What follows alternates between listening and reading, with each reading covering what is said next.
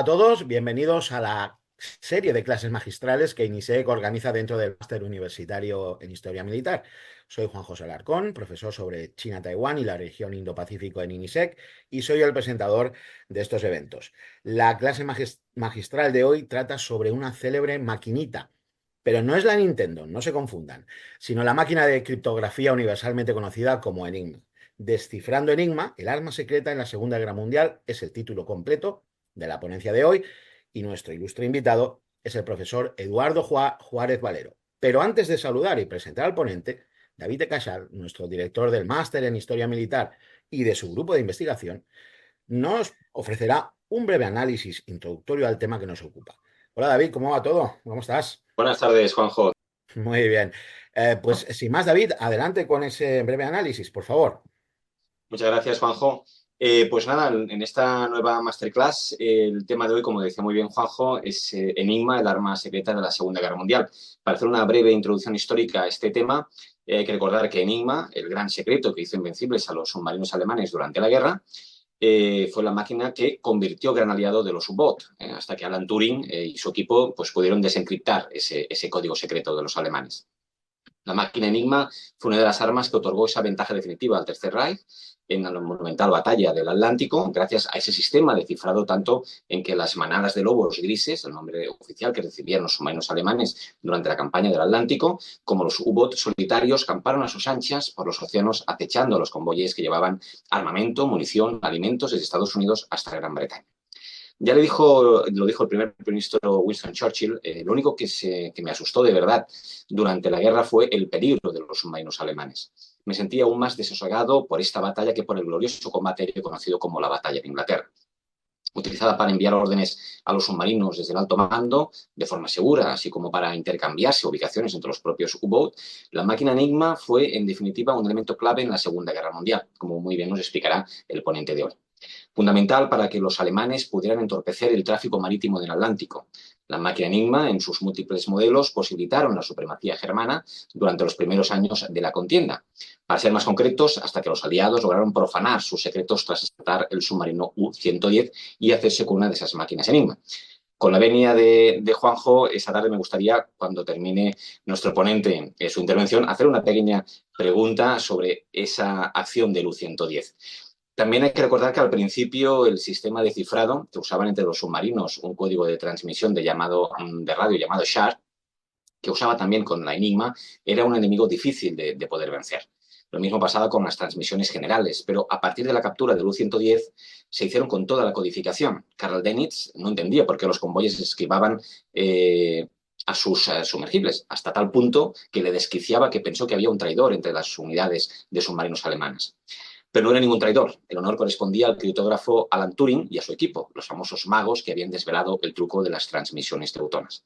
Y hasta aquí esta breve introducción histórica del tema de hoy para que nuestro invitado pues, pueda desarrollar su interesante ponencia. Juanjo, cuando quieras. Muchas gracias. Muchas gracias a ti, David. Un análisis introductorio muy pertinente, como siempre. No hay mejor aperitivo que el tuyo para entrar en contexto, en calor. Y en cuanto a la pregunta extra, lo siento, pero no puede ser. Esto se tiene que hacer antes. No, es broma, por supuesto. Además, yo sabía que habría una pregunta tuya extra al final. Bien, y ahora ha llegado el momento de presentar a nuestro invitado. Buenas tardes, profesor Juárez. Eduardo, bienvenido. Es un honor contar contigo hoy aquí. ¿Cómo estás? Bueno, pues el honor es mío, querido compañero. Ya sabes que es un placer,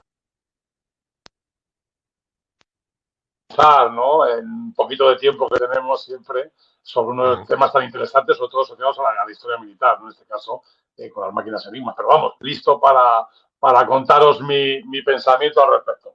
Estupendo. Pero antes de ello, permíteme, Eduardo, que lea tu currículum resumido para que el público conozca tu trayectoria profesional e intelectual, ¿de acuerdo? Ok. Perfecto. Eduardo Juárez Valero es doctor en Geografía e Historia, profesor del Departamento de Biblioteconomía y Documentación de la Universidad Carlos III de Madrid, profesor de la Fundación Ortega Marañón, profesor titular de Cultura y Civilización Españolas en Geo España, programa de la University of Oregon, profesor de Paleografía y Diplomática del curso de Archivística del Instituto Universitario General Gutiérrez Mellado de la UNED, y profesor tutor del máster La España Contemporánea en el Contexto Internacional dentro del Departamento de Historia Contemporánea de la Facultad de Geografía e Historia de la UNED, profesor del curso Conservación Preventiva de Documentos, Libros y Material Gráfico del Instituto Universitario General Gutiérrez, UNED, profesor de la asignatura Mundo Contemporáneo en el grado sobre seguridad de la Universidad de Nebrija, y asimismo ha sido profesor visitante en el Department of Spanish and Portuguese Studies de la University of Minnesota en 2017 y durante 5 años fue profesor de Historia de España en el programa de verano de la Georgia Southern University en Segovia. Y además, no sé si lo he dicho o si lo saben nuestros espectadores, es profesor en INISEC, tiene varias asignaturas en diversos másteres. ¿De acuerdo? Así que es de la casa. Bien, un currículum impresionante de aquellos que deja sin palabras a uno, pero afortunadamente las palabras las pone él, no yo. Por tanto, adelante, Eduardo, profesor Juárez, adelante con tu ponencia. Bueno, pues lo primero, muchas gracias. Muchas gracias, Juanjo, por la presentación. Ya sabes, yo siempre digo que los currículums son más que trabajo, ¿no? Nosotros somos siempre mucho más, ¿no? Somos siempre ganas de aprender, ¿no? Los currículums no hablan de nuestro pasado, no de nuestro presente, ¿no? Así que bueno, bien, muchas gracias por la invitación. Disculpa, Eduardo, ¿tienes PowerPoint? ¿Vas a apoyarte un Sí, poco? sí, lo voy a subir Nos hemos olvidado de ponerlo en pantalla completa. Bueno, lo No, hacemos ahora. no te preocupes Cosas del que lo directo. voy a hacer en un instante. Lo tengo aquí justo. ¿Estáis viendo? Pues espérate, que está mal colocado. La última diapositiva. Si empiezo por el final, empezamos mal. Bueno, bien, pues como os decía, agradecido y siempre encantado de poder estar una vez más en INISEC, en el entorno de INISEC, como me gusta a mí decir, en este ecosistema magnífico para la investigación y el debate. En este caso, con la propuesta que me hizo pues, mi buen amigo Yalavi de Caixal, hablar sobre máquina Enigma. Yo creo que la presentación que ha hecho él es muy interesante. Yo fíjate que siempre soy un poco iconoclasta en estas cosas, ¿no? Y tiendo a ver un poquito menos de importancia y meter más en el contexto. Es decir, a la pregunta que me vas a hacer al final sobre el 110, pues yo siempre soy un poquito rompecorazones en este aspecto, ¿no? Pero bueno, intentaré afrontar tu pregunta de la forma más ecuánime posible. Bien, veréis, la discusión en torno a este tipo de máquinas de codificación, yo sé que lo más sencillo es meternos en qué es Enigma, cómo funciona, qué características tiene el proceso de conformación de esta máquina de cifrado.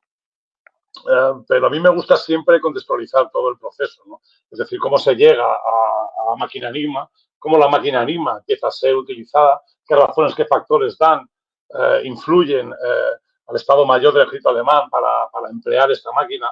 Hablaremos un poquito también de la Lorenz, ¿no? Que casi nunca se habla de ella, pero ahí estaba presente, ¿no? Hablaremos de las contrapartidas de Bombi y también de Colossus, ¿no? Que son, esta batalla de máquinas, ¿no? Que el cine y la literatura en algo tan romántico, ¿no? Y tan interesante desde un punto de vista, yo creo que cinéfilo, ¿no? Diría así, el espectáculo, cuando en realidad de lo que estamos hablando es una lucha entre matemáticos, ¿no? La guerra siempre parece ser que es cosa de aventureros y en este caso se convirtió en un enfrentamiento claro entre mentes matemáticas. Esto no sé si es algo encomiable o que debe asustarnos, ¿no? Que las mentes matemáticas sean las que decidan el proceso de la guerra, ¿no? En términos generales, como siempre, pues como digo, en estas conferencias, en estas charlas, en estas masterclasses, es muy interesante contextualizar todo, ¿no? Y el entender cómo en el proceso de gestión de la inteligencia, el proceso de gestión de la información privilegiada, reservada, digamos que la transferencia del conocimiento es importantísima, ¿no? Muchas veces hemos hablado en estas clases de las estructuras de inteligencia, de las redes de espionaje, hemos hablado de todos los individuos que participan en un proceso de transmisión de la información y del proceso de generación y transformación de esa información en lo que normalmente llamamos o entendemos o conocemos como inteligencia, ¿no? Que es lo que se le acaba entregando al decisor político. En esta diapositiva pues, se puede ver, no siempre me gusta ponerla, ¿no? Como para entender, para poder llegar al conocimiento y a la comprensión de que hay diferentes niveles de conocimiento dentro de un proceso, de un servicio, de una estructura de inteligencia y cómo esos niveles se van comunicando y a medida que va pasando la información y se va transformando de un nivel a otro, es preciso protegerla, ¿no? Es preciso protegerla. A lo largo de la historia hemos visto en estas otras charlas que hemos tenido en las que yo he participado a jefes de servicio o como me gusta decir a mis spy masters, ¿no? Que han desarrollado diferentes técnicas para poder preservar esa información, para hacer que el conocimiento no se pierda, no sea penetrado, que la decisión política sea tomada en las mejores condiciones posibles y no se pierda en el proceso o en el ensuciamiento del trámite de la transferencia del conocimiento, en este caso de la información, se pierda la oportunidad de victoria, ¿no? Porque efectivamente no hay victoria sin inteligencia, ¿no? Como se diría, y aquí tenemos el ejemplo de una serie de spy masters de primer nivel, ¿no? Antonio Pérez, tenemos a Washington, tenemos a Joseph Fouché, siempre me gusta poner en el centro, tenemos al cardenal Grambela y, por supuesto, a Francisco de Lasso en la parte superior, que de todos ellos creo yo que es probablemente el más desconocido de los spy masters que hubo entre el siglo XVI y el siglo XIX, ¿no? Bien, en cualquier caso, esa transferencia de información, de conocimiento a la que me estaba refiriendo, va a provocar que se generen diferentes redes dentro de una propia estructura, ¿no? En esta diapositiva podemos apreciar claramente esas líneas de investigación o esas líneas de captación, de captura de información que van a generar diferentes tráficos y transferencias de conocimiento, ¿no? Desde la investigación de los factores políticos, militares u obviamente el factor económico, ¿no? Todo ello va a necesitar de un proceso de transferencia, de un proceso seguro de transferencia, primero de la información y en segundo lugar de la inteligencia que se genera. Entonces, este proceso de ida y vuelta, o de ida y vuelta, o de vuelta hacia otro lugar, de ese conocimiento transformado, hoy diríamos enriquecido, ¿verdad? Diríamos información 2.0, ¿no? O información enriquecida, ¿no? Es preciso desarrollar técnicas, procesos de protección de ese conocimiento, de modo que viaje seguro. Siempre pensamos, ¿no? Hoy en día que vivimos en una sociedad profundamente vulnerable, ¿no? Muy vulnerable a este tipo de accesos, captura de información, donde la información flota en un mundo virtual y en cada momento es sujeto, ¿no? de ser capturada, alterada, transformada en beneficio de unos pocos y en perjuicio de muchos, ¿no? En ese caso, yo creo que hoy entendemos a la perfección la necesidad de que todo esté cifrado para proteger no ya la propiedad privada, sino la información, que es lo que más valor tiene el individuo, ¿no? A lo largo de la historia, en estos procesos que estamos viendo, en esta competencia entre los estados, entre las entidades políticas, se han desarrollado este tipo de tránsitos, de transferencias de conocimiento que han generado, pues como estamos viendo, ¿no? Servicios de información, servicios de espionaje y obviamente servicios de contraespionaje, ¿no? En todos los casos ha sido preciso, ha sido necesario desarrollar esas protecciones, ¿no? Esa manera de proteger el proceso de transferencia. La manera más sencilla, no sé si decir la más sencilla, la que todo el mundo piensa automáticamente en cuanto necesita o precisa de transferir información de una forma segura, siempre piensa en el proceso de sustitución o de cifrado, como están viendo aquí en esta carta del cardenal de Carpi al cardenal Grambel a principios del siglo XVI, donde la parte principal del texto está sustituido por una cifra, ¿no? De lo cual hablaremos ahora, porque tiene mucho que ver esto con lo que hace la máquina Enigma, ¿no? O con la idea de lo que debe hacer Enigma y lo que supuso en la Segunda Guerra Mundial el uso de este tipo de máquinas para, sobre todo, las órdenes de combate. Yo creo que es lo realmente importante, ¿no? Lo realmente importante.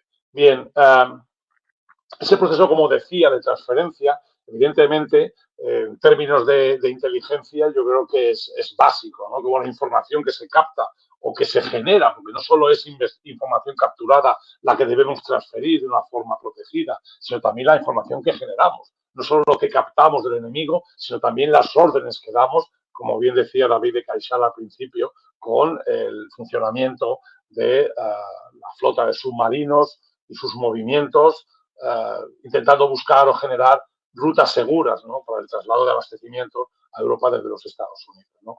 En cualquier caso, ese tipo de acción que desarrolla y genera la transferencia de la inteligencia a través de la decisión política es lo que es susceptible claramente de ser cifrado. No voy a decir de ser encriptado, ahora volveré un poquito a ese concepto porque es un detalle que bien me gustaría comentar y profundizar en él, más que nada porque tendemos a utilizar siempre anglicismos, ¿no?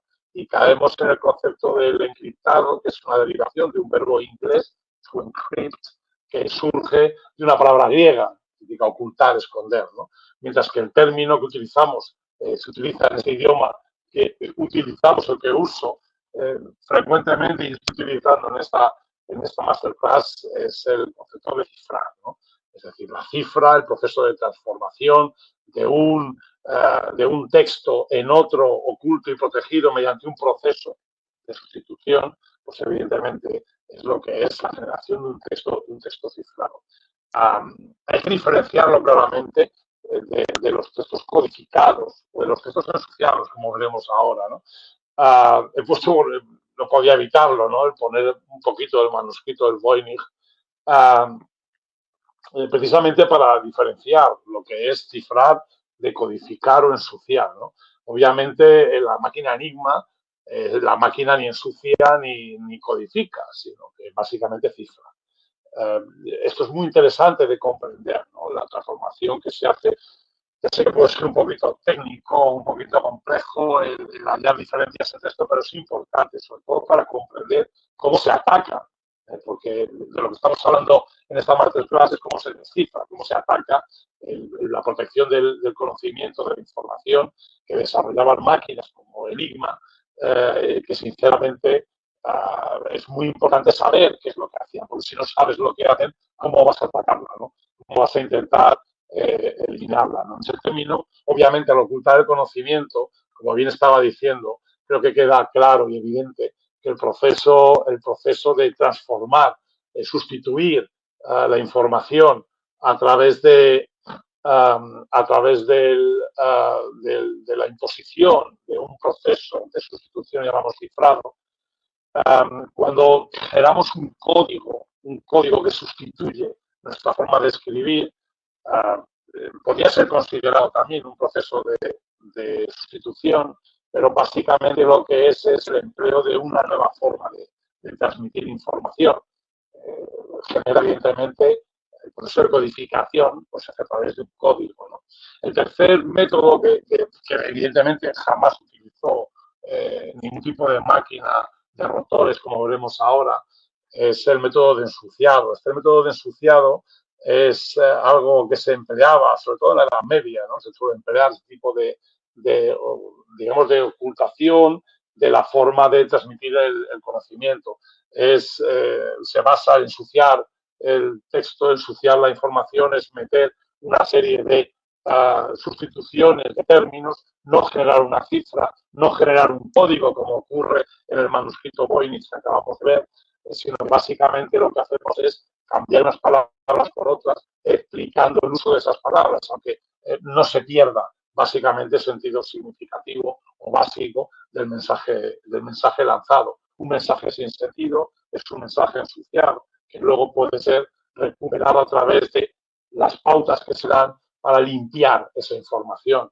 El mensaje codificado necesita del código para poder ser recuperado. Y por último, el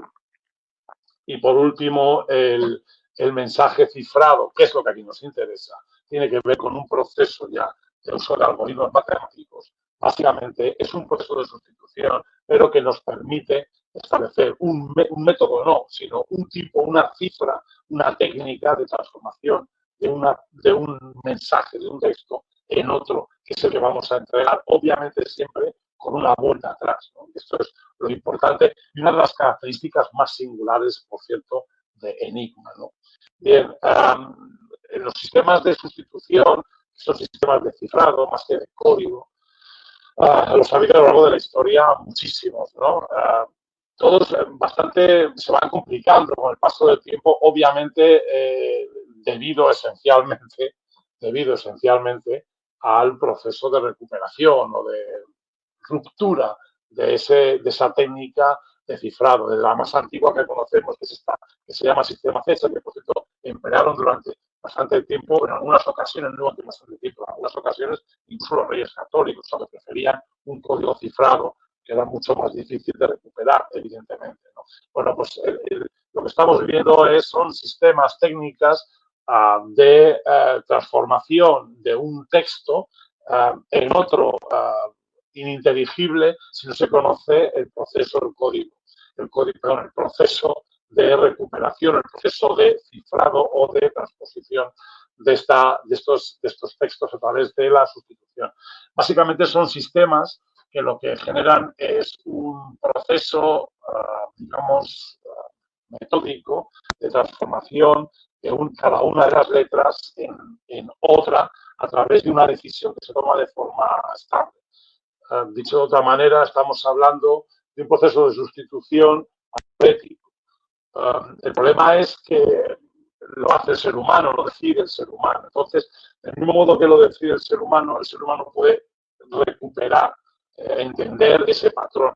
El sistema de esta sustitución es muy sencillito, desde el CESA que estamos viendo aquí hasta el sistema el Vigenere, que es el más complejo que podamos ver, ¿no? Cuando las claves van saltando, van siendo más complejas, se van acercando a un proceso ya algorítmico, pues obviamente todos ellos pueden ser recuperables, es decir, las claves pueden ser descifrables, no con facilidad, pero acaban siendo descifradas. Bueno, la mayoría de las claves y los procesos de cifrado acaban siendo descifrados, ¿no? O reventados, o rotos, o fracturados. Obviamente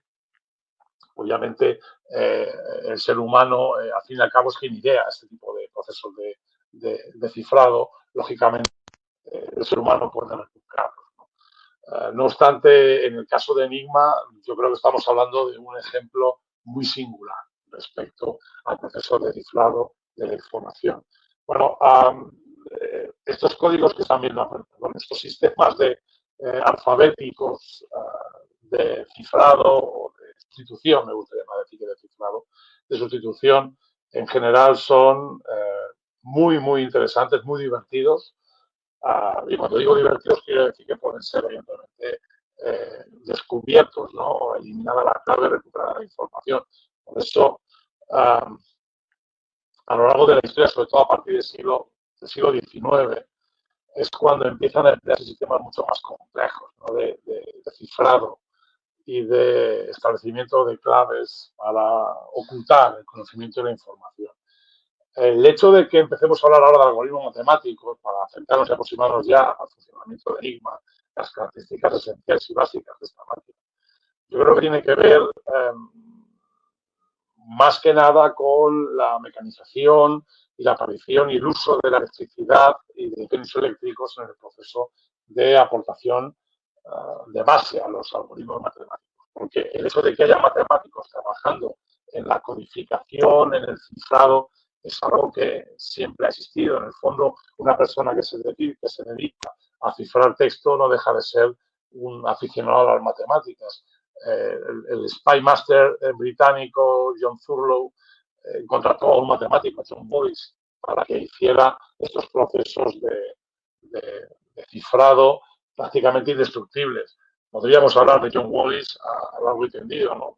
Porque tiene una profundidad de interés, yo creo que absolutamente magnífico, ¿no? O también otro matemático, Gaspar Scott, que fue quien desarrolló la clave Gronsfeld que hemos puesto antes, ¿no? Básicamente porque él decía que ese tipo de usos y pensamientos, no pensamientos, sino de tendencias y técnicas de carácter matemático, es decir, una conversión numérica de un sistema alfabético, yo creo que es la mejor manera de ocultar y de proteger ese conocimiento básico y esencial, ¿no? Bien, no obstante,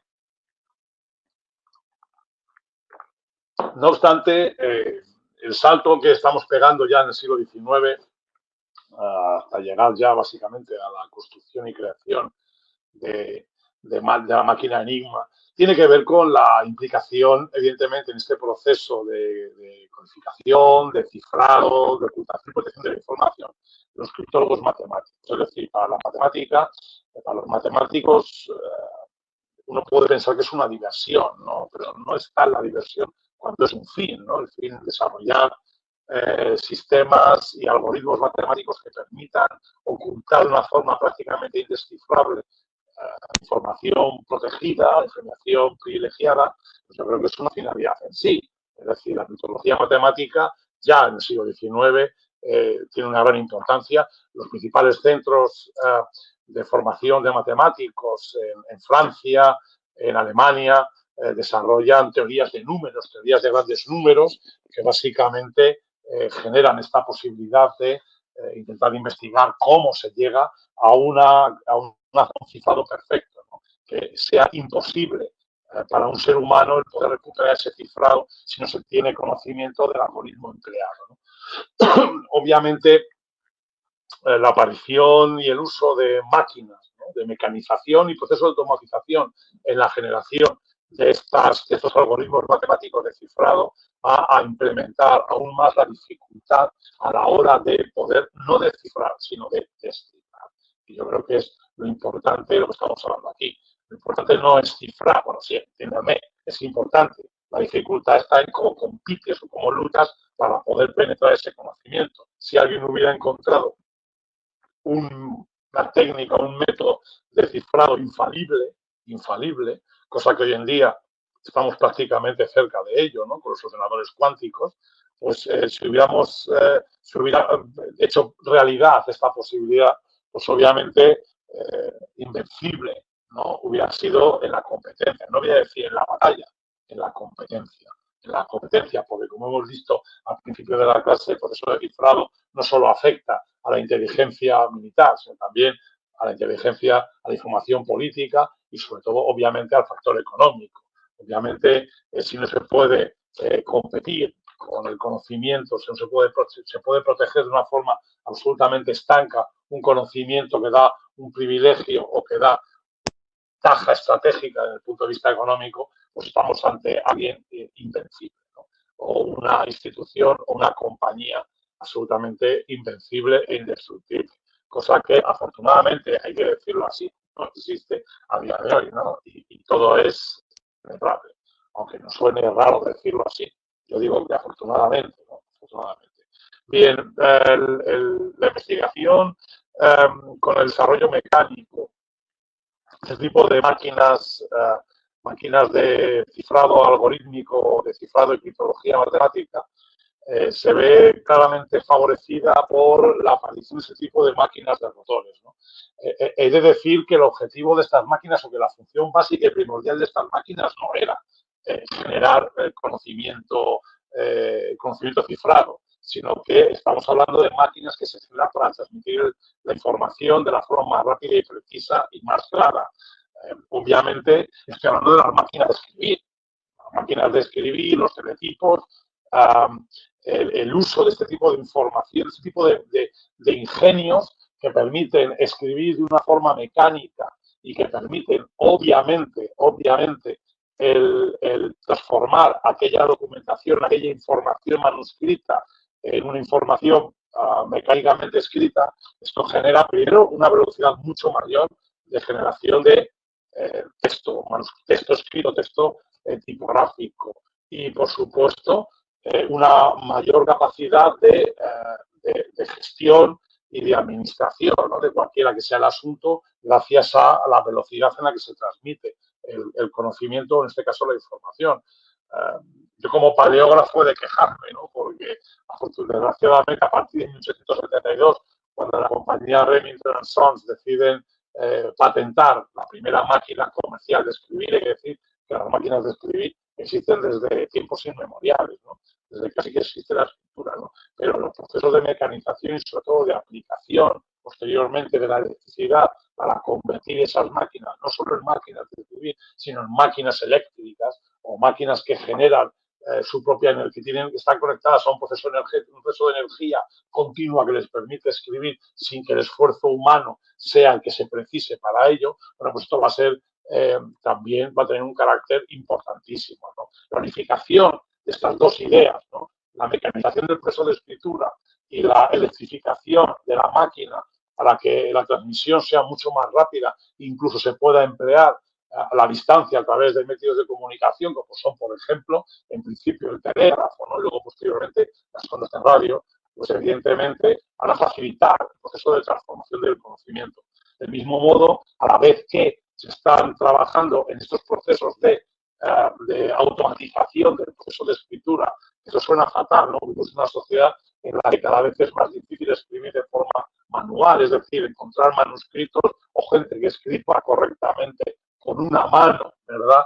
Tiende a ser una rareza ya claramente incomprensible. Bueno, pues estos procesos que son la vanguardia en la tecnología mecánica, en la ingeniería mecánica de aquel momento, pues va a generar también un proceso muy importante en la construcción de este tipo de procesos y máquinas que, aplicadas a los procesos de codificación, de cifrado del conocimiento, pues obviamente van a generar una generación o van a generar una familia de máquinas de cifrado basadas en rotores, en sistemas de rotores, que permiten una codificación polialfabética. Esto es muy importante, porque todos los sistemas de codificación que hemos visto antes, los que he citado someramente, desde el César, el Vignere o el Bronsfeld, nuestros sistemas son sistemas alfabéticos, ¿no? Emplean un alfabeto para el proceso de codificación. Sistemas polialfabéticos pues emplean 2, 3, 4 alfabetos diferentes, incluso símbolos, números, polialfabético, alfanumérico, podríamos decir. Esto va a generar todavía mayor dificultad en el proceso de descifrado, que esto es lo importante, en el proceso de descifrado. Y ahí es donde aparece la idea de Ritter y Servius para crear la máquina Enigma. No es la primera máquina que se crea. Ellos patentan la máquina Enigma en el año 1918. Pero por mucho que hablemos de ellos, estos tipos no se hicieron ricos con la máquina Enigma, ni consiguieron un éxito tremendo con la máquina. Por más que pensemos que es la máquina de las máquinas de encriptado electromecánico, pues lo verán ustedes, pues no. Esta gente, vea cuando patentan su máquina en 1918, es decir, cuando ha terminado la Primera Guerra Mundial, cuando ya no es tan preciso, sobre todo para los estados mayores de los diferentes ejércitos mundiales, no es tan importante la codificación de las órdenes y los mensajes, puesto que hay un periodo de paz, ¿no? Ha desaparecido el conflicto y básicamente no es un buen momento en términos económicos y de colocar comercialmente una máquina de cifrado. No es un buen momento para lanzar la idea. De hecho, antes de Enigma se había generado otra máquina, es decir, la primera que se desarrolla y que se patenta es esta de Hebron. Es la máquina de Hebron, la Electric Hebron Machine. Es una máquina que ya emplea el método de los rotores, es decir, bueno, ahora explicaremos un poquito cómo funciona Enigma. Básicamente el proceso de codificación, ¿no? De cifrado, quizás más codificación que cifrado, ¿no? Porque no es básicamente un proceso de convertir en número la letra, sino que debemos entender el proceso de cifrado, el proceso de ocultación, ¿no? De transformación del mensaje en un mensaje inteligible, solo recuperable a través de aquellos que conocen el sistema, ¿no? Por tanto, el concepto siempre es muy importante, la teoría de conceptos, ¿no? La conceptología, ¿no? En este caso. Bueno, el caso es que la máquina de Hebron, el desarrollo de una máquina, hay que decir que a diferencia de Enigma, uno puede preguntar, bueno, ¿y por qué no funcionó la máquina esta de Hebron y funciona la máquina anterior, la que hacen Servius y Ritter?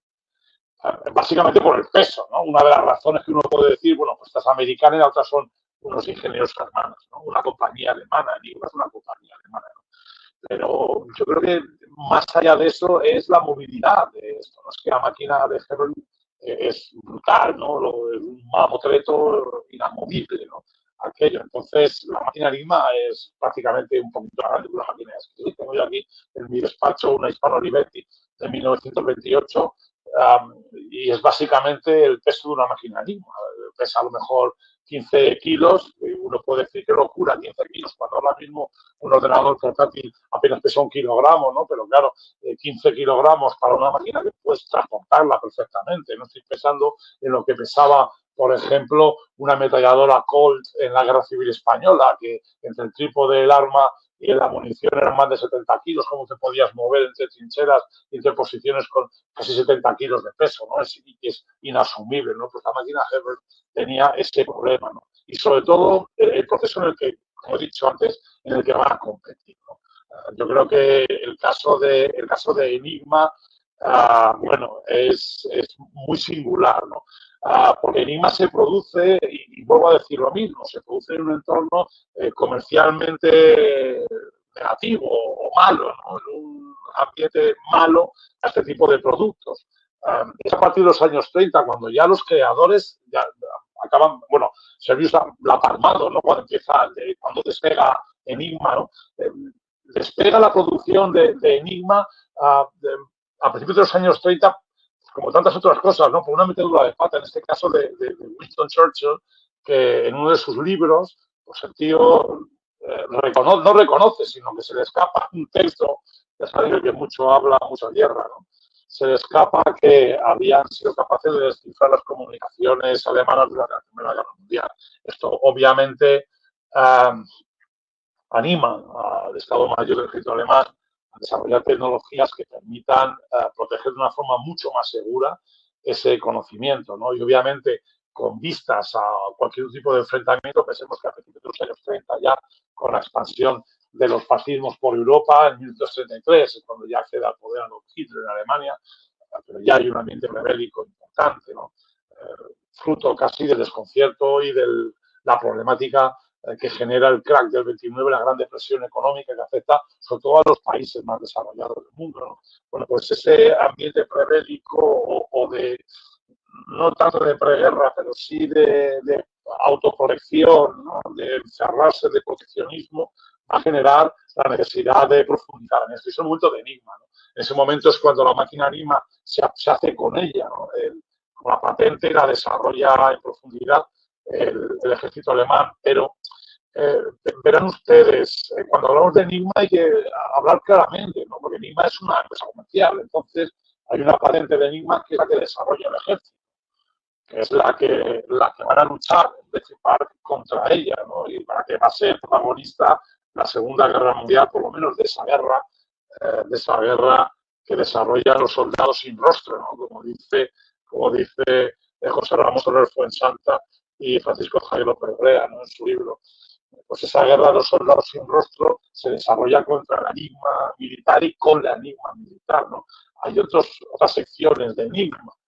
La enigma civil, que es aquella máquina que se entrega a bancos, a compañías para que cifren sus órdenes de compra, venta, para que cifren, por ejemplo, las fórmulas de producción, las características o ingredientes de un producto que es estratégico en un sector concreto. Y luego están las enigmas públicas, ¿no? Que son aquellas que desarrollan, utilizan las empresas públicas, como por ejemplo la empresa de ferrocarriles, las empresas navieras, o incluso la empresa de correos públicos, ¿no? De la empresa postal, ¿no? Las empresas postales, ¿no? Básicamente para proteger ese proceso de gestión y que no sean atacadas por competencia desleal. Bueno, siempre cuando uno habla de las navieras y de los tránsitos de los barcos, es muy importante, ¿no? Básicamente la enigma militar siempre ha justo para lo contrario, ¿no? No para protegerlos, sino para, como bien ha dicho David de Caixal, para convertir el océano Atlántico en un campo de batalla tremendo, ¿no? Bueno, en concreto, como están viendo en esta diapositiva, se llegaron a fabricar unas 30.000 unidades, ¿no? De las cuales nos interesan las que tenía, las que utilizaba y empleaba perdón, el ejército alemán. El ejército alemán. La máquina Enigma como tal, hablando un poquito, no profundizando demasiado en temas técnicos, pues yo creo que no es la masterclass, tiene el objetivo esencial de la masterclass, no es no es el explicar pormenorizadamente el funcionamiento específico, ¿no? Sino más bien el contexto en el que se mueve la máquina Enigma, de dónde viene esta necesidad de de codificar, cifrar, ocultar, ensuciar el mensaje y cómo se lucha y se combate contra ello, ¿no?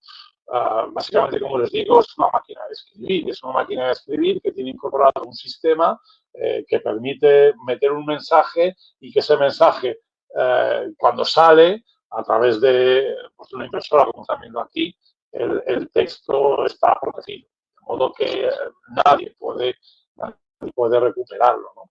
Nadie que no tenga la máquina Enigma, ¿no? La máquina Enigma y sepa bueno, pues, competir, luchar, descifrar, sepa el proceso, ¿no? Ahora veremos cómo se recupera la información una vez que está cifrada con la máquina Enigma. El secreto son los rotores. Ya hemos dicho que las máquinas de rotores es lo que esta invención de generar un rotor que permite escribir. Esto es el secreto, ¿no? El secreto de la máquina Enigma, la creación, la inclusión, una serie de rotores mecánicos alimentados, prácticamente conectados, los rotores unos con otros, con unas conexiones, quizás la clave de Enigma o de la lucha contra Enigma, para permitir recuperar el proceso de reflexión. Estos rotores lo que permiten es un proceso constante de cifrado. La conexión de los rotores entre ellos, cuanto más rotores puedas incluir en la máquina, evidentemente más complicado va a ser el cifrado y más difícil va a ser poder recuperarlo, ¿no?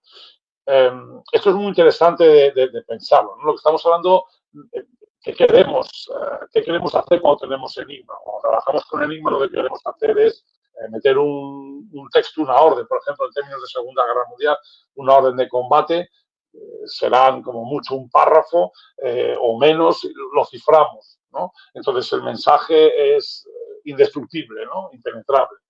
Y la idea es que la persona que lo reciba sea capaz de recuperar ese conocimiento. Es que llega el mensaje cifrado, bueno, lo de siempre, ¿no? Lo de siempre. El problema es que el proceso de codificación que emplea, o el cifrado que emplea los rotores de Enigma, es tan complejo que es prácticamente imposible de recuperar desde un punto de vista, digamos, normal o tradicional, como se había hecho históricamente, buscando patrones. Es imposible recuperar el patrón.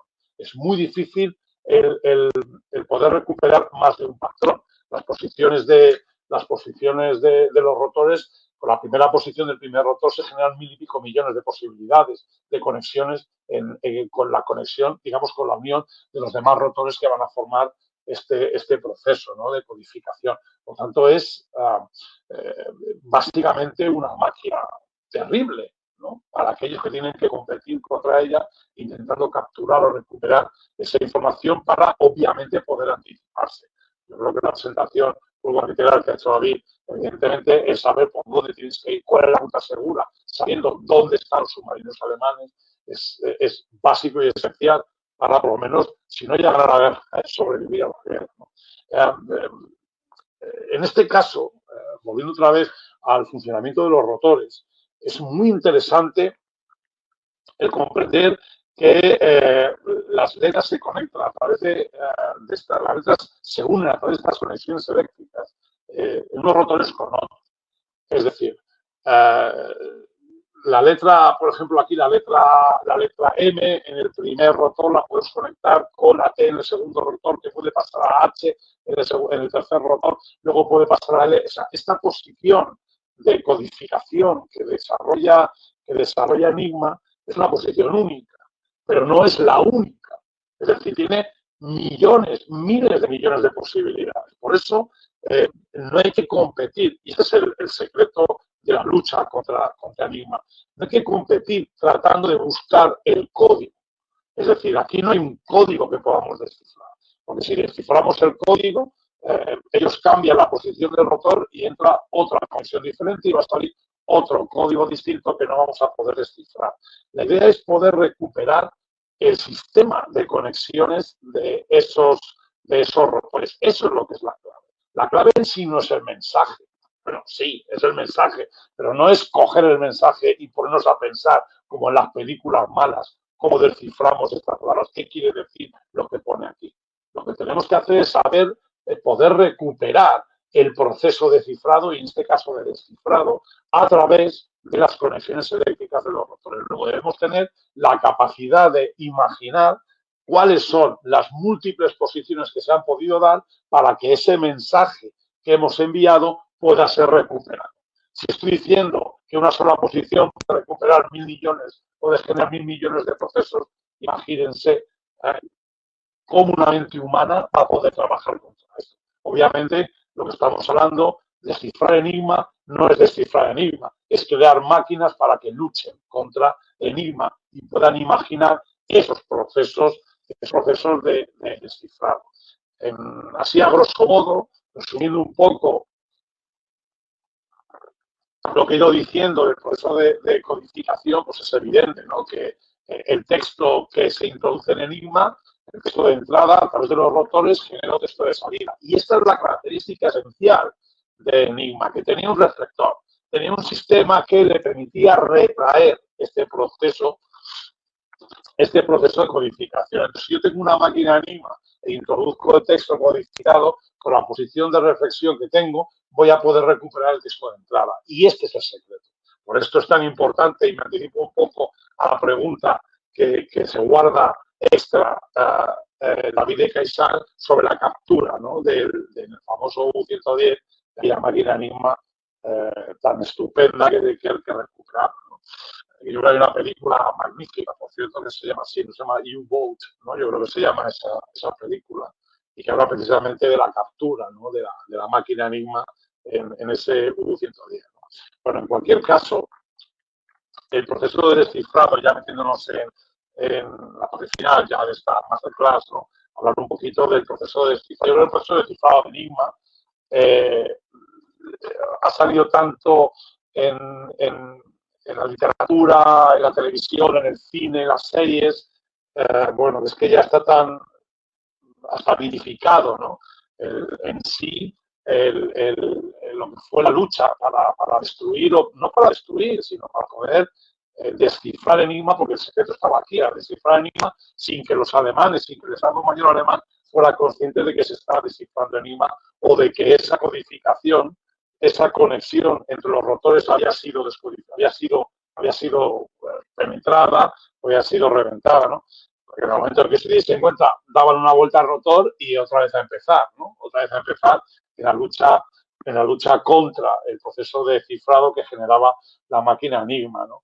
Yo creo que todo el mundo conoce, por lo menos ha visto la película The Imitation Game, ¿no?, en la cual se habla de todo el proceso de constitución del equipo que trabaja en Bletchley Park, ¿no?, en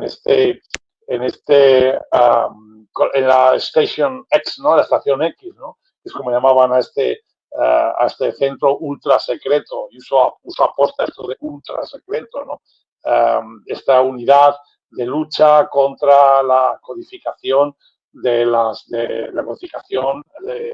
órdenes del ejército alemán, ¿no?, del Estado Mayor. Muchas figuras aparecen, ¿no?, en este Bletchley Park, el equipo que trabaja contra Enigma, todos matemáticos, físicos, ingenieros, es decir, personas que no se imagina, nunca se los imagina.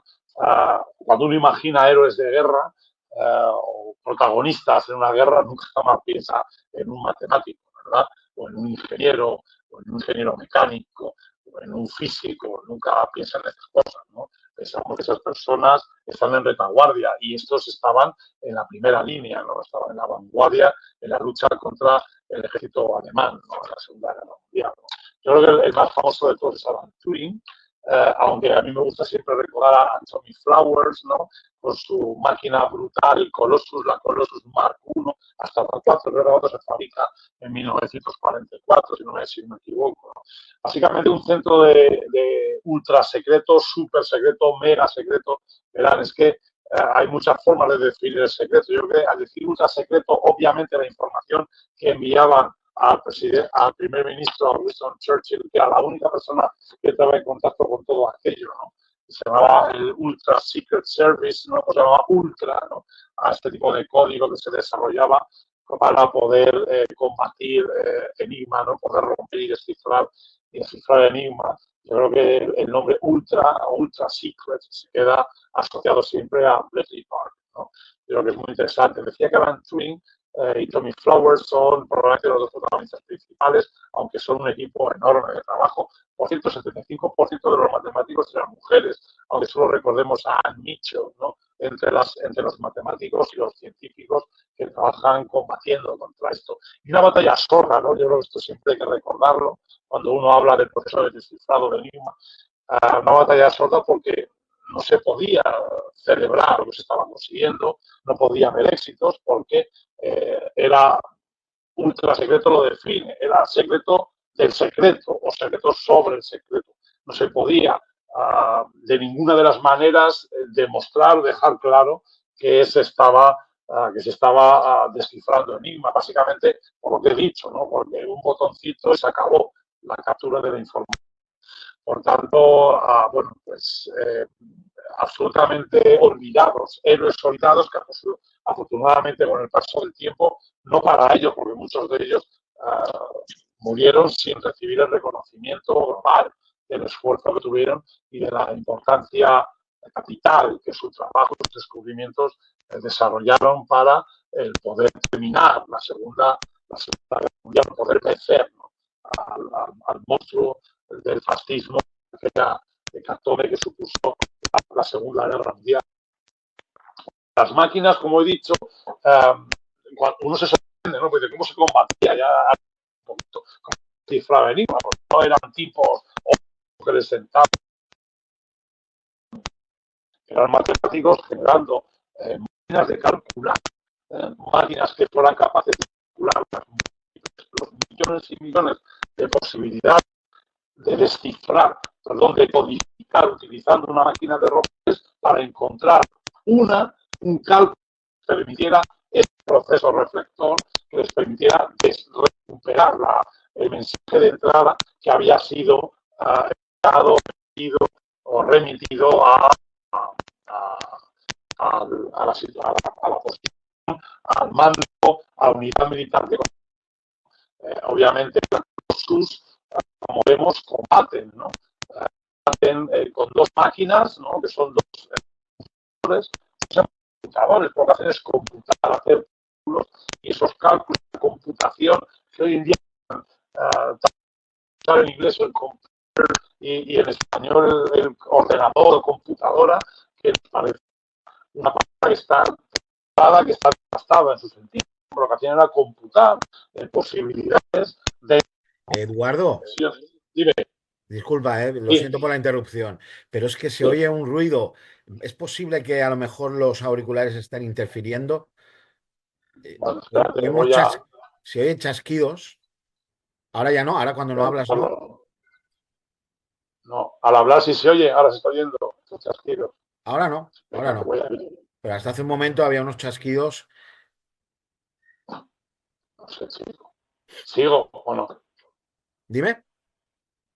Sigo, que sigo, sigue. Que sigo. Sigue, de momento sigue. Si ahora han parado, sigue. Por supuesto. Sí, pero ¿se oyen los chasquidos o no? Ahora no, ¿verdad, David? Ahora no. Lo siento, por la interrupción. ¿Qué pasa? Que no, que me he tocado los cascos, igual he sido yo. Puede que sea la interferencia de los auriculares, Eduardo. Pues sigue, ¿eh? Sí, me los quito y ya está. Que me los quito ahora mismo. Me los quito.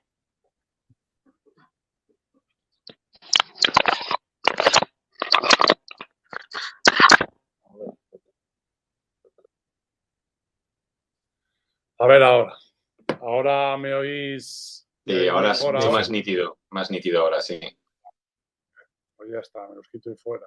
Oye, disculpad, es que estoy acostumbrado a ponérmelos para una de las clases, pero no sé, es que mi ordenador Apple da problemas muchas veces con estas cosas, que es lo bueno de tener un Apple y lo malo. Bueno, sigo por donde andaba, ¿vale? Que ya queda poco, me quedan 5 minutillos y ya está. Bueno, estaba hablando de todo el proceso, ¿no? de lo que es, ¿no? Este proceso de computación, cómo se compite, cómo se lucha contra la máquina como la máquina Enigma, ¿no? Cómo se la combate, ¿no? Que es con otra máquina, porque obviamente, como he dicho, no se trata de descifrar el código, sino de conseguir la conexión para a partir de allí poder reflectar toda orden que se envíe en ese código que ha establecido Enigma y poder descifrarlo de una manera sistemática, ¿no? Os he puesto dos máquinas, todo el mundo conoce, yo no sé por qué, todo el mundo conoce Bombi, quizás es por las películas, ¿no? La bomba que genera, que diseña Alan Turing, todo el mundo la conoce, la reconoce, pero muy poca gente parece recordar a Colossus, ¿no? Que es la que se emplea para combatir Lorentz, que es la otra máquina de cifrado, en este caso, que se usaba para, si Enigma era para órdenes de combate, Lorentz era para el más alto nivel, ¿no? de órdenes dentro del Estado alemán, no ya del Estado mayor, del Estado alemán, ¿no? Generalmente se dice que Lorentz fue descifrada previamente, ¿no? Aunque siempre hay dudas al respecto de si se descifró Lorentz, ¿por qué no sabemos qué consecuencias tuvo, ¿no? O por qué no se acortó aún más la guerra en estas circunstancias. Pero bueno, esta es una imagen de una reconstrucción de Bombi, cómo se ven los múltiples rotores, cómo van trabajando para intentar recuperar ese proceso de conexión y de recuperación, ¿no? Aquí tenemos otro de los funcionamientos, ¿no? Con los rotores en la parte inferior, cómo van intentando recuperar o imaginar esas múltiples conexiones. Yo ya estaba terminando, que es lo que os quería decir, ¿no? Evidentemente, el protagonismo en estos procesos de lucha sorda, oculta, secreta dentro de la guerra, bueno, pues, hace que nos acordemos, reconozcamos a muy poquitos de estos protagonistas. Ya ha dicho que Alan Turing, el padre de la computación, las múltiples leyendas que hay en torno a él, pues todo el mundo tiene en la mente cuando habla de máquina Enigma y del proceso de descifrado, pues ¡pum!, le sale el rostro de Alan Turing de una forma directa, ¿no? No así como Tommy Flowers, que es el que está arriba, ¿no? Y por supuesto, qué decir de Marian Rejewski, ¿no? De Marian Rejewski, que tenemos aquí a la izquierda de la pantalla, que es tan importante como nosotros dos y un absoluto desconocido. Y yo creo que para introducir en la parte final ya de esta masterclass y permitir abrir la puerta a otra posible masterclass, ¿no? Que tendría que ver precisamente con la implicación de esos soldados sin rostro, pues hablar de Antonio Comazón, ¿no? Antonio Comazón y el equipo D, aquel grupo de 6, 7 oficiales republicanos, bueno, yo diría españoles, ¿no? Independientemente de la ideología política, españoles que formaron parte del equipo de descodificadores de Bletchley Park, ¿no? Y siempre nos acordamos solo de uno, pero recordemos, ¿no? Los españoles tenemos esa virtud y también esa condena, ¿no? Que para lo bueno y para lo malo siempre ha habido un español rondando todos los momentos claves de la historia. Recuerdo que hasta hubo un español en la playa Omaha en el día D, en el desembarco aquel, que precisamente murió, que se llamaba Manuel Otero, ¿no? De modo que siempre en la mente un matemático como Camazón, que su memoria se recuperó, pero de una forma muy, muy superficial, en una serie documental que se hizo yo creo, en la televisión pública en España, que sorprendió mucho a los españoles en general, que hubiese un grupo de compatriotas luchando contra Enigma y teniendo éxito. De hecho, en la famosa película de Imitation Game, a la que me he referido antes, no aparece ninguno de ellos y estaban allí, ¿no? Curiosamente se aparece Ken Cross, uno de los del anillo de los espías dobles soviéticos, del anillo de Cambridge, ¿verdad? Del Cambridge Ring, pero no aparece ninguno de estos españoles, que estaban muy experimentados, por cierto, en la lucha contra Enigma, porque ellos llevaban luchando contra Enigma desde 1936, porque no nos olvidemos que la lucha contra Enigma no empieza en Bletchley Park, no empieza en la lucha contra Lorentz, no empieza en la lucha contra el Estado Mayor alemán con la captura de Lu-110, sino que empieza en la Guerra Civil Española. Pero bueno, eso yo creo que quedará para otra masterclass, porque yo creo que ya he hablado demasiado tiempo, que es probablemente el peor de mis defectos, ¿verdad? Así que, bueno, muchas gracias por la atención dada. Muchísimas gracias a ti, Eduardo, por tan brillante exposición. Un tema interesantísimo, es obvio, de los que dejan huellas, huella y ganas de saber aún más sobre él. Y yo ya estaba pensando, incluso antes de que empezaras tu ponencia, que quizá debería haber una segunda parte. Y tú mismo lo has apuntado, ¿eh? Así que en cuanto podamos, quedamos Está hecho. para un día y una hora para que España sea la protagonista, además, un español, como tiene que ser. Sí, sí, sí, bueno, es evidente, ¿no? Eso es evidente, ¿no? La lucha contra Enigma es evidente. Y ahora, Eduardo, es el turno de las preguntas, que eran tres, más una de David y una mía, que yo también me subo al carro o al tren, Venga, como venga, quieran. dispara. Pero vamos a empezar con las tres que están prescritas, que nos han enviado alumnos de INISEC, del máster de Historia Militar, sin haber visto la masterclass, claro, simplemente conociendo el tema, habiendo investigado por su parte previamente, nos han enviado unas preguntas y hemos hecho una selección. Vale, la primera es, los agentes de Bletchley Park finalmente lograron decodificar mensajes cifrados con enigma y continuaron haciéndolo durante toda la guerra, con pocas excepciones. Desde enero del 1940, los británicos y sus aliados interceptaron el tráfico secreto de radio alemán bajo el criptónimo Ultra. ¿Crees que la operación Ultra permitió, y esto es una gran pregunta, permitió a las potencias aliadas ganar la guerra? ¿Podemos decir algo así? Bueno, podemos decir que la cortó y que facilitó la victoria, porque vuelvo a decirlo, no es te has quedado con las máquinas Enigma y ya no pueden cambiarlas, es decir, todo lo que digan lo vamos a pillar. El tema es que consiguieron descifrar uno de los códigos Enigma y tenían que, evidentemente, no levantar la liebre, que se dice en términos más castizos, ¿no? Porque con un toque en Enigma lo habían cambiado los alemanes, ¿no?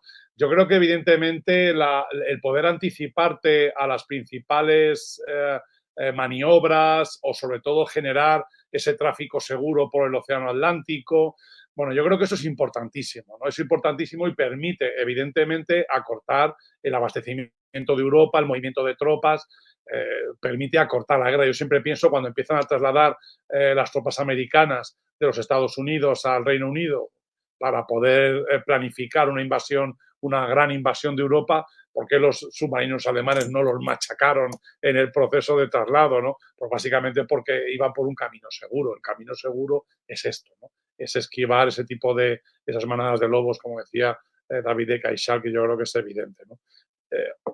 Me queda claro a mí que es un factor determinante, pero que es el básico, bueno, es uno de los factores determinantes y importantes, precisamente porque estaban con las manos atadas. Estupendo. Segunda pregunta. Durante la Guerra Civil Española, el bando sublevado dispuso de al menos 20 máquinas Enigma que permitieron a Franco mantener una comunicación secreta y permanente con sus generales. Las 10 primeras fueron vendidas por los nazis al bando sublevado en noviembre del 36, cuando el avance franquista se detuvo a las puertas de Madrid. ¿Se sabe si el gobierno republicano disponía de criptógrafos nacionales o extranjeros para descifrar los códigos del bando nacional, del bando de Franco? Bueno, es un tema muy interesante. Además, he escrito sobre ello repetidas veces en artículos de investigación académica. Verás, he puesto a posta esa diapositiva porque si alguien me viene a preguntar esto, esta diapositiva de los diferentes tipos de enigma, ¿no? El enigma militar, el enigma civil y el enigma comercial. Lo que venden son enigmas comerciales y algunas civiles. No venden enigmas militares, vamos, ni que estuviesen locos. De esas 20 máquinas enigmas, 17 que se descubrieron, además hace como 25 o 30 años en el Ministerio del Interior aparecieron una remesa ahí de enigmas que se quedaron asustados, ¿no? ¿Qué hacen aquí estas enigmas, ¿no? Eran enigmas que evidentemente ya habían sido descifradas y eran fácilmente penetrables, que son las comerciales y las comerciales y las civiles, básicamente por el sistema de rotores que tenían un sistema de rotor inferior al militar, ¿no? Que era mucho más compleja. De las militares en la Guerra Civil Española, a mí me consta que había una en el buque Canarias. Al menos había una en el buque Canarias, por lo menos dos. La actuación de estos buques se desarrollan en el sur de España. Yo creo que es una de las justificaciones de esa concentración de espías ingleses y espías rusos, o soviéticos, mejor dicho, más que rusos, en Gibraltar, en ese entorno durante la Guerra Civil Española. La presencia de Kim Philby, de Guy Burgess por allí, esos no andan viendo qué pasa en España, esos andan detrás de una máquina Enigma. Eso está más claro que el agua, ¿no? Yo creo que, aunque no tenemos el documento que le dicen a Philby, vaya usted y agénciese una máquina Enigma, pero bueno, uno puede suponer que estaban allí básicamente por eso. El servicio de inteligencia militar del coronel Estrada Manchón tenía un servicio, tenía una división de descodificación y descifrado, pero es el servicio de información militar el que la desarrolla, ¿no? Con Anselmo Carretero y donde está Camazón. Camazón y los otros y todos los que integran luego el equipo D formaban parte de este equipo especializado en criptología y en descifrado. Cuando luego esta gente pasa a los campos de refugiados en Francia y consiguen ser, y al final son reclutados por los servicios de inteligencia aliados durante la Segunda Guerra Mundial, acaban en Bletchley Park, básicamente existen esas posibilidades. Ellos luchan contra ello. La Segunda República tenía máquinas de cifrado compradas también en Alemania, pero que no eran Enigma, eran de otro nivel. Los italianos tenían la máquina Wheatstone, que también es una máquina que la sección del ejército italiano en España también empleaba ese tipo de cifrado mecánico, pero eran máquinas que estaban todas descifradas. Bueno, a la prueba me remito, las palizas que se llevan muchos de los italianos en la guerra civil, por ejemplo, en Guadalajara, ¿no? Uno piensa, vaya, qué bien actúa el ejército de la República en la batalla de Guadalajara derrotando a los italianos, y resulta que es que habían penetrado y habían descifrado las conexiones que tenían con esa máquina Wheatstone, ¿no? Que era bastante más fácil, no voy a decir sencillo, porque son máquinas electromecánicas de codificación polialfabética, ¿no? Alfanumérica, perdón, entonces son complicadísimas, pero habían sido descifradas. De modo que sí, la respuesta, perdona que me enrolle, a la pregunta, la respuesta es sí, efectivamente había equipos de cifrado nacionales muy buenos, codificadores y descodificadores, que de hecho, como hemos dicho, participaron en el proceso de descodificación del Enigma. Estupendo. Pues mira, hablando de Philby, Ian Fleming, el autor de James Bond, que Sí, todo lo que escribió o lo vivió personalmente o lo oyó de alguien, curiosamente en la segunda película, Desde Rusia con Amor, sí, ¿qué es lo que va a buscar James Bond? Una maquinita, una Nintendo también, ¿eh? O sí, sea, sí, sí, sí. qué casualidad. A lo mejor lo oyó Ian Fleming, esa historia de Philby buscando una máquina, y por eso la incluyó en una de sus novelas Bueno, de Bond. Es fíjate que hay posible, una ¿eh? película ahora, que he visto yo creo que es en HBO, perdón, creo que es en HBO o en Prime Video, que habla de una misión, una acción, una operación para luchar contra el abastecimiento de los submarinos en el Atlántico, que se desarrolla en suelo español, en Fernando Po, en la isla, y que en la que participó Ian Fleming. Es el enlace. Es una película que es muy divertida, sobre todo es una película de diversión, ¿no? Pero en esta película uno puede apreciar básicamente esa presencia de Ian Fleming, y obviamente cualquiera que estuviese asociado a cualquier nivel a las unidades de inteligencia, a los servicios de inteligencia y de información, entendía que existían esas máquinas y comprendía que había que combatirlas. Estupendo. Vamos con la tercera pregunta, ¿eh? Porque luego aún queda la de David y la mía. Venga, ¿Podemos afirmar que el matemático polaco Marian Rejewski, a ver si lo pronuncio bien, a finales, vale, a finales de 1932 logró uno de los mayores descubrimientos significativos en la historia del criptoanálisis, descifrando el código? bueno, pues es que le he puesto en la última diapositiva a Rejewski, porque es otro de los desconocidos en la lucha contra Enigma. Es que, ¿sabes? Se genera un héroe y borra todo lo demás, ¿no? Además, tú ves la película, la que he dicho, The Imitation Game, ves a Benedict Cumberbatch haciendo de Alan Turing, y los demás son unos analfabetos y no participan de nada y no sirven para nada ninguno, ¿no? Bueno, pues Rejewski descifra Enigma. El problema es que lo hace demasiado pronto, y el Estado Mayor alemán se caen en la cuenta de que Rejewski, no de que Rejewski concretamente lo ha hecho, sino de que se ha hecho, y lo que hacen es meter un rotor más a la máquina Enigma. La Enigma militar, yo creo que frente a la comercial se diferencia básicamente por la presencia de 4 rotores de codificación y cifrado, mientras que las otras tienen 3, ¿no? Entonces reduces o amplías la posibilidad de codificado. Es importantísimo, sobre todo, no tanto porque descifra el código, sino porque enseña un patrón de funcionamiento matemático algorítmico para poder recuperar esa reflexión o ese proceso reflector y poder retomar el mensaje de entrada en la máquina Enigma. Por tanto, diríamos que todo suma, pero bueno, él estaba entre los equipos del Bletchley Park, trabajando allí con su equipo de polacos descodificadores, ¿no? Por decirlo así. Estupendo. David, me vas a permitir que yo formule mi pregunta primero, porque tiene que ver justo con el rotor. ¿De acuerdo? Perfecto. Eduardo, la pregunta es, para mí es obvia, y tú lo habrás pensado en tus investigaciones.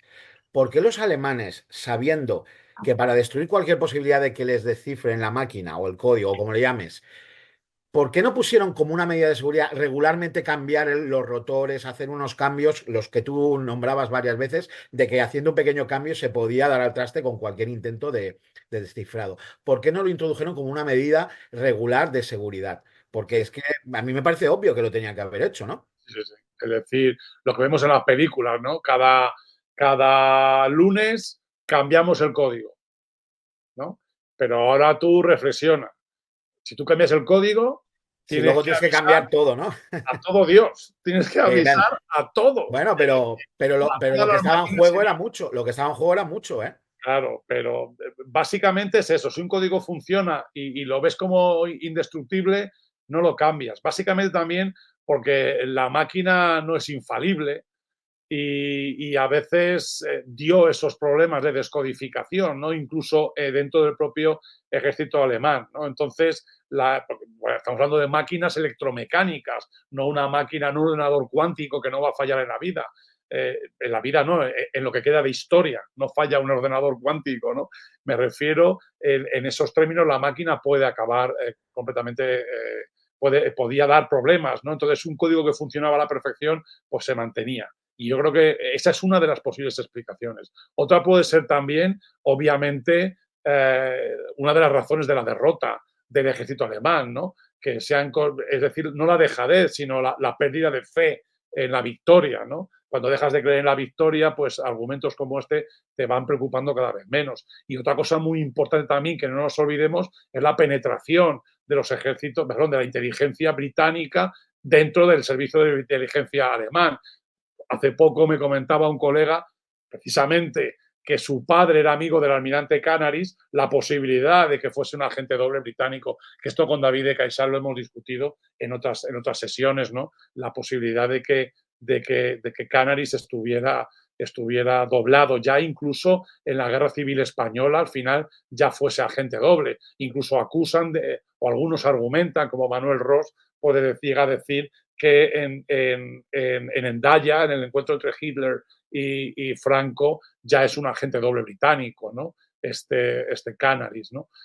Por tanto, teniendo en cuenta que están penetrados porque no creen, no son seguidores de la fe nazi, sino que son militares profesionales, pues obviamente o ayudan a los supuestamente a los contrarios para eliminar al bicho que tienes en casa, pues bueno, lo puedes hacer de varias maneras, ¿no? Una es entendiendo las debilidades, no decirlas, y otra es luchar contra, básicamente, que se cambie el código de Enigma para que pueda ser descifrado, ¿no? Es como una tradición, pero menos, ¿sabes? Que también esta gente, no nos olvidemos que Canaris era un aristócrata, ¿sabes? Muy bien, muchas gracias, Eduardo. Bueno, por fin, la pregunta extra de David. Adelante. Muchas gracias, Juanjo. Nada, una pequeña pregunta de reflexión, Eduardo. En cuanto a lo que decíamos, que introducía ese tema tan interesante del U-110, que ha sido también comentando durante la intervención, la captura de ese submarino que estaba al mando del capitán de fragata Lempe. Cuando ese submarino es capturado por dos buques de Su Majestad, el HMS Bulldog y el HMS Broadway, cuando se capturan los códigos secretos, los documentos y la máquina Enigma que el EMPE intenta destruir antes de que los británicos la consigan, que como tú también comentabas antes, en la película del año 2000, el U-571, que lleva a la pantalla esa toma del submarino, aunque poco rigor histórico tiene la película porque Sí, bueno. quien lleva a cabo la acción son los británicos, no los norteamericanos. Pero bueno, Sí. ya sabemos que Hollywood pone siempre sus protagonistas, que son los norteamericanos. Ellos pagan. Quien llevó la operación eran los británicos. ¿Tú crees que realmente esa operación que le dio el nombre a la operación Primrose, podemos decir que fue uno de los mayores secretos de la guerra que ayudó evidentemente a ganar a los aliados? Pues yo creo que es esencial. Es decir, el enganchar una máquina Enigma con la posición puesta, porque es que el tema es encontrar un Enigma que está sin utilizar. Pues eso es fácil, la robas y ya está, no sirve para nada. Pero coger la operativa, esa es la maniobra, ¿no? Yo creo que es esencial. Es decir, cómo se comprende el funcionamiento de Enigma, cómo se estudia, gracias a ese Enigma. Entonces, el combate para descifrar Enigma es un momento esencial, ¿no? La captura de este submarino. Y sobre todo hacer creer que se ha hundido el submarino, que se ha destruido con su máquina Enigma. Porque vuelvo a decir lo mismo. Si hubieran tenido la mínima duda, habían hecho lo que preguntaba Juanjo Alarcón. Habían cambiado sistemáticamente el código y otra vez a empezar, otra vez a no enterarnos de nada hasta tener la suerte de pillarlo. Y esto habla mucho de la dificultad de penetrar Enigma, ¿no? De cualquier otra manera habría sido prácticamente imposible, pero sobre todo comprender el funcionamiento, la conexión interna, cómo funcionan los rotores y cómo transmiten de una pulsión a otra a través de la conexión de los 4 rotores, ¿no? Y esto es importantísimo para poder generar una máquina que pueda combatir generando el proceso de reflexión de una manera eficaz, ¿no? Por tanto, claro que sí, es absolutamente evidente. Y yo creo que en términos de lucha por el secreto o en el secreto, es uno de los momentos claves en la historia, no de la Segunda Guerra Mundial, yo creo de la historia de la humanidad, ¿no? Sí, sí, seguro. Sí, porque además los británicos intentan llevarse el submarino hasta Inglaterra, pero se hunde en Scunthorpe, con lo cual sí que recuperan todos los documentos, se recuperan Enigma, pero pierden el submarino. Pero bueno, lo más importante para cambiar el curso de la guerra, y como tú bien dices de la historia, ya lo tenía, que era la máquina. Efectivamente. Muy bien. Pues hasta ahí me pregunta la sorpresa. Muy bien, muchas gracias. Muy interesante. Son para estar 8 horas hablando. Sí, la verdad es que sí. Gracias, David, por tu pregunta. Y bien, gracias de nuevo, Eduardo, profesor Juárez Valero. Muchas gracias. Ha sido un placer contar contigo. Ha sido excelente escucharte. El tema es magnífico. Y encima tenemos ya plan para una segunda parte, Sí, lo cual es una magnífico hora y esto, media. ¿eh?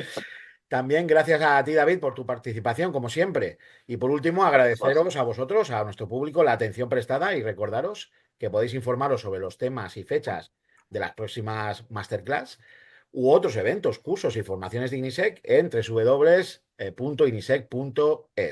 Así que por hoy, sin más, me despido de todos vosotros. Chao, hasta la próxima. Gracias, hasta luego. Chao. Adiós. Adiós, Eduardo.